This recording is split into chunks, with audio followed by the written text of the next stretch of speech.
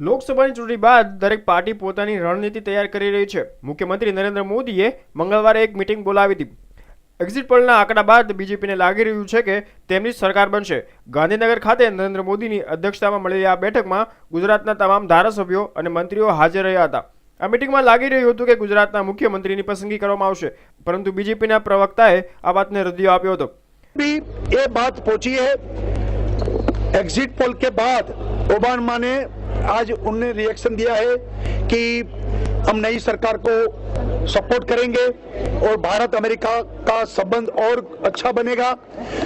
हमारे लिए ये बड़ी खुशी की बात है क्योंकि अमेरिका में गुजरात को बदनाम करने के लिए खास तौर पर मोदी जी को वीजा न मिले और मोदी को बदनाम करने के लिए आज तक जो झुंबेश चल रही थी उनको ये जबरी लपड़ाक है।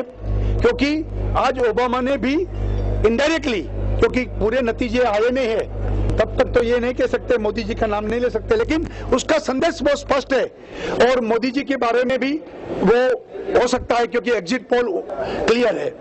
तो गुजरात के लिए हर्ष की बात है, भारतीय जनता पार्टी के लिए खुशी की बात है और गुजरात विरोधी और भाजपा के विरोधी के लिए जबरी लपड़ाक है और उनको भी अमेरिका ने आज ठोस जवाब दे दिया। सर, नए सीएम की कोई बात डिस्कशन हुई?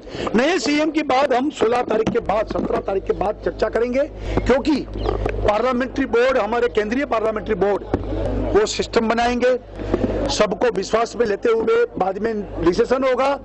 બીજેપીના પ્રવક્તાએ જણાવ્યું કે ભાજપના દરેક સભ્ય સંતુષ્ટ છે અને પાર્ટીમાં કોઈ આંતરિક વિગ્રહ નથી।